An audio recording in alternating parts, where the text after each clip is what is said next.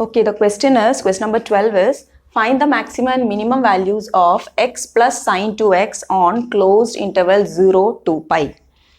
So first we will take the function as x plus sine 2x, finding out f dash of x f dash of x, which will give you 1, and what is the derivative of sine 2x? It will give you plus cos 2x into derivative of 2, which is 2. So 1 plus cos 2x.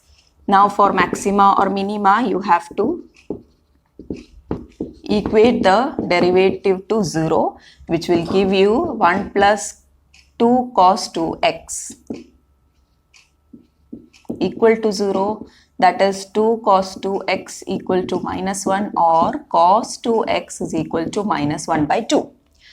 Now we have to find out the value of x, and it should belong to the closed interval 0 to pi also. So first we will just make it as cos 2x is equal to cos of something, so that we can equate 2x to whatever we are getting. Now my 1 by 2 will give you pi by 3. And minus 1 by 2 means it should be in which quadrant? We can take it to the second quadrant, right? So cos is negative in the second quadrant. So in the second quadrant, this pi by 3 can be as pi minus pi by 3. So you can write it as cos of pi minus pi by 3, which is cos of 2 pi by 3. Now you have studied a result, that is cos x is equal to cos y, means the values which you can have for 2x can be written as the general solution, which is 2x is equal to, what is the formula you have studied? Have you studied? It is 2n pi plus or minus y. X is equal to, if you have cos x equal to cos y, then x is equal to 2n pi plus or minus y. This is the general solution. Here you are getting only particular solution, 2x is equal to 2 pi by 3. Now we have to take general solution so that we can choose all the values inside this interval. So it is 2x, that is instead of x you have 2x here, is equal to 2n pi plus or minus, instead of y you have 2 pi by 3. Now you have to find out what is x equal to, right? So this will give you n pi plus or minus pi by 3. Okay, so this is the general solution for x, that is x belongs to, or you have to take some values which are belong to this. So now we will just take the value for n. When n is equal to 1, when n is equal to 0, what you will get? It can be 0 plus or minus pi by 3, right?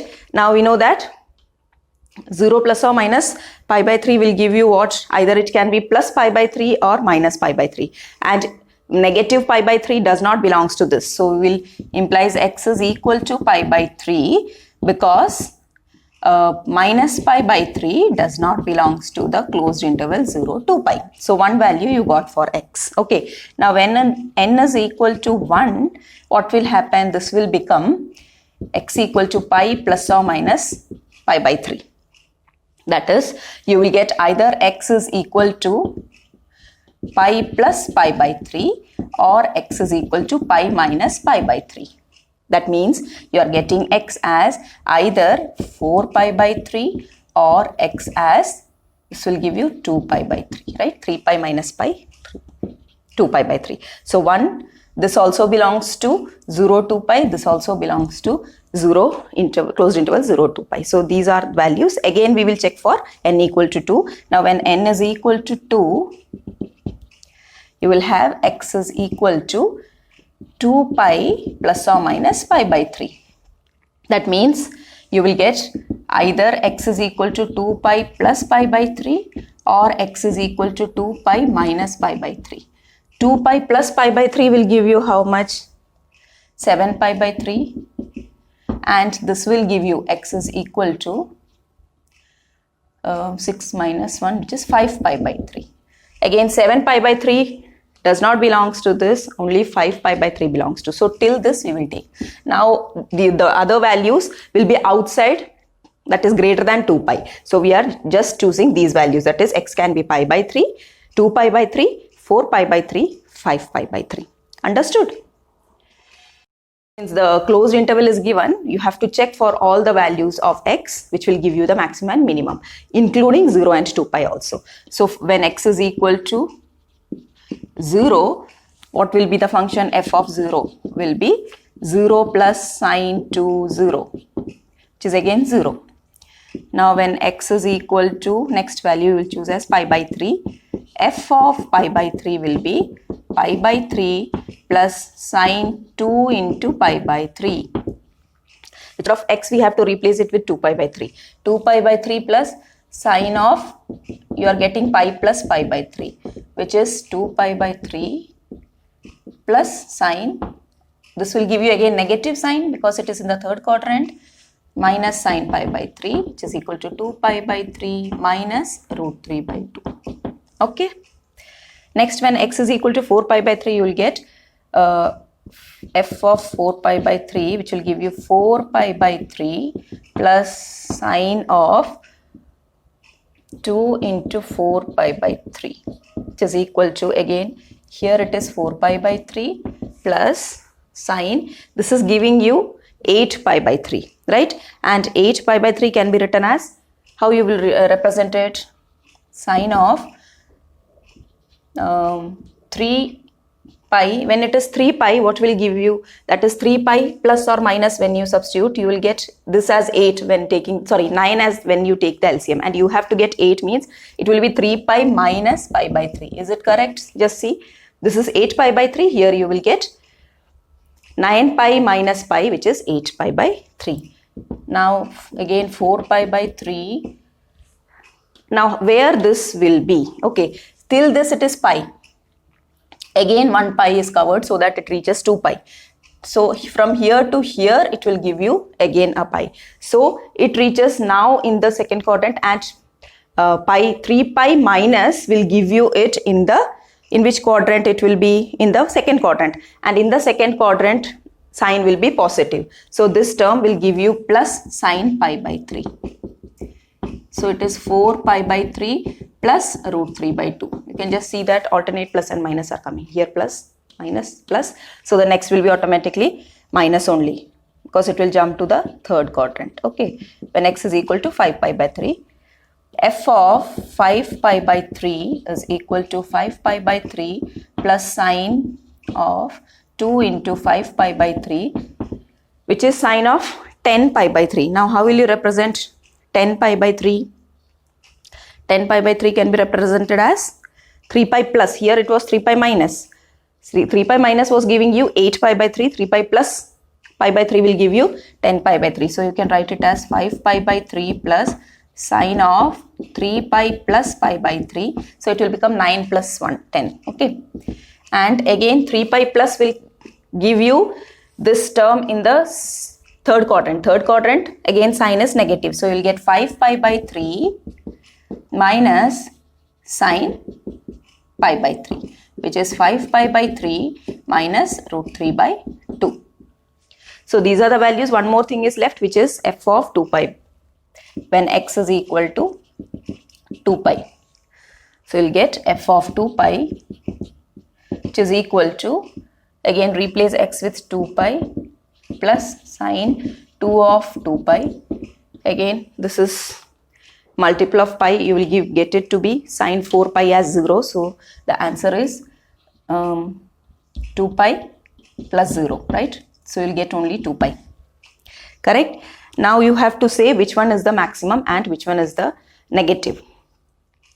Sorry, which one is the minimum. Maximum value will be this. You just check. This will give you the maximum value. 2 pi will be the maximum, because you know that 5 pi is inside this. That is in between 0 and 2 pi. Now 5 pi by 3 minus root 3 by 2 will give you a lesser quantity than 2 pi. So the maximum value which you are getting is 2 pi. Okay. Remaining all values will be inside this only. And 0 is the minimum value. So you are getting minimum value 0 at x equal to 0 and maximum value 2 pi at x equal to 2 pi. Okay. Therefore, the maximum value is 2 pi at x equal to 2 pi and minimum value is 0 at x equal to 0. So question number 13 is find two numbers whose sum is 24 and whose product is as large as possible. That means the product which you are taking of the two numbers, their sum should give you 24 and the product should be giving you the maximum value. So you have to get the values of, suppose two numbers are x and y, you have to choose x and y or get x and y in such a manner that the product which you are getting should be the maximum. Okay, remaining all the values will not give you till that. Okay, so let us take the two numbers, or if you take one number, let one number be x. The concept which is given is the sum of two numbers is 24. Then you can say that the other number is 24 minus x. So even if you take x and y, then you replace that y with 24 minus x. Okay, now what is given in the question? We have to take the product. Okay, let p be the product. We have to take any notation, okay, so that we can take dash, f dash or p dash like that. Let p be the product of the two numbers. Then what you will get is p is equal to, what are the two numbers? X and 24 minus x. So you are taking the product. So this p is, now you can see that you have only one function here, only x. So you can write like this also. Then p of x is equal to x into 24 minus x. Now how will you find out? First you have to find out the derivative, equate it to 0, find out the critical point. That will give you x values. Okay. After that you have to find out double dash. Then replace the value which you have got as critical point. And if it is giving you less than 0, then you can say that at that point you will get the maximum for the product. Okay. So first we will find out p dash of x. You can make it as either product rule or you just multiply and then differentiate. That is also okay. Okay. If you are writing this as 24x minus x square, then it will be 24 minus 2x. And now for maxima or minima, you have to equate this p dash of x. This p dash of x is same as dp by dx also. Okay. If you want, you can write like this also. So p dash of x is equal to 0 will give you 24 minus 2x is equal to 0, or 2x is equal to 24, that is x is equal to 12. Okay, so this is the critical point. Now we will go for what is p double dash of x. P double dash of x is same as d square p by dx square. Any of the notations you can use. This is equal to, again differentiate, you will get minus 2. Right, 24, derivative of 24 is 0, minus 2 into 1, so it is minus 2. Now p dash of x, you should not say this is less than 0 therefore, but you have to check at the point. Even if it is not containing any x, you have to write at x equal to 12, p double dash of 12. That is, you are replacing x with 12 is equal to minus 2, which is less than 0. Therefore, x equal to 12 is a point of maxima, or you can say at x equal to 12, p is having its maximum value. Okay, p will be maximum at x equal to 12. That is also written. So x equal to 12 is a point of maxima. And what they have asked, you have to find out two numbers. Now we will find out the two numbers. That is, the second number is what? 24 minus x. Therefore, the second number is 24 minus x, which is 24 minus 12, which is again 12. Therefore, the two numbers are 12 and 12. That is, remaining any choice whose sum is 24 will not give you the product as the maximum. That is the meaning. The next question is, find two positive numbers x and y such that x plus y is 60 and x into y cube is maximum. So again, x and y they have given, we can consider one of the variable in terms of the other and make it as a function of one variable. Okay, so given the two positive numbers are x and y such that x plus y is equal to 60. So if x you are keeping it, you can just take x plus y is equal to 60 will give you y is equal to 60 minus x. This is not necessary that you have to find out y equal to. You can find x equal to also. But then you have to remember that that function which you are taking, there you are replacing with the other one. That is, here if I have taken y is equal to, I will replace y here. But if you have taken x is equal to, then you have to replace x there. That means it will become a function of y. So that when you differentiate, you have to remember that y is acting as an independent variable. Okay.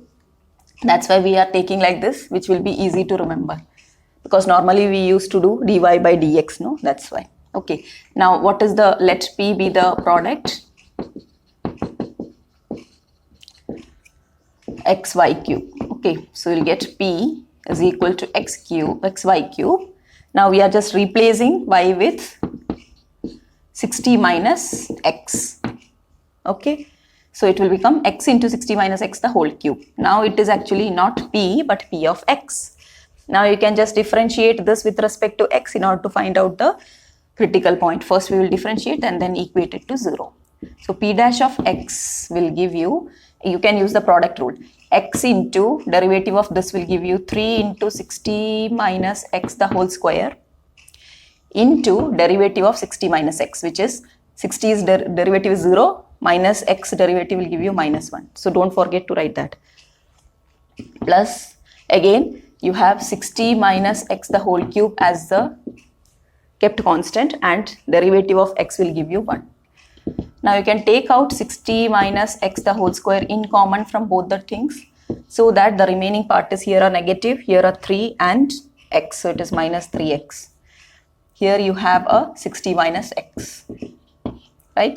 So this is 60 minus x the whole square into 60 minus 4x, correct? This is P dash of x. Now what we need to do, we have to equate this to 0 for finding out the maxima or minima.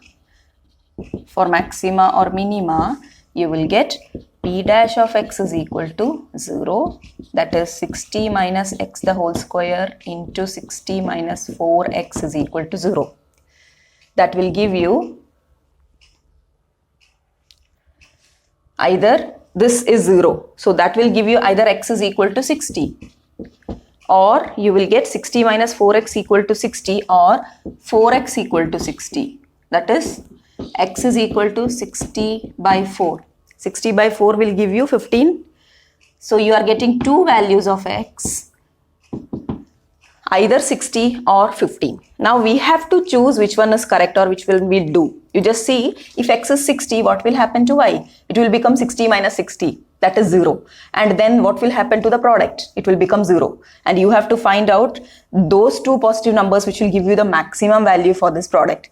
If you are choosing x as 60, you will get 0 as the product. That's why x equal to 60 is not possible.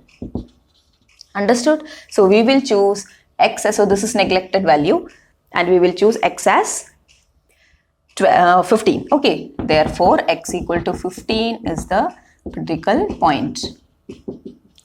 Now we have to see whether this x equal to 16 will give you the maximum or not. How we will understand that? First we have to find out what is P double dash of x. Now P double dash of x, from where you have to find out? Okay, this is easy. Here you can use your product rule, so that when it is 60 minus x the whole square as constant, the derivative of this will give you minus 4 plus 60 minus 4x into derivative of this will give you 2 into 60 minus x into minus 1. That is 60 minus x. If I am taking out, I will get here 60 minus x into minus 4, right? Plus here you will get a negative 2. Okay, we can take out 2 also. So when we substitute the value and we have taken out 60 minus x, what we are getting is 2 into 60 minus x into this much. Now what we will do is, anywhere you can just replace the value. Okay, if you are not just doing this, you have to just replace the value of x with 15 and check whether it is giving you a negative sign or not. You need not get that value properly. We will not use later, but we have to just check that whether it is giving you a negative or not. Okay, so what will be that? We'll just check. So P double dash of 15 is giving you minus 2 into a positive quantity or negative. You can just write this as or if you are calculating, you are getting it as minus 18100, which is less than 0. Okay, so no need to get that value perfectly, because your purpose is to show that p double dash at that point will give you a negative value. Okay, now what you can say, p double dash of 15 as a negative value, you can say that x equal to 15 is a point of maxima. Okay, and you have to find out the two numbers means the other number. So one number is 15, other number will be 60 minus 15, which is 45.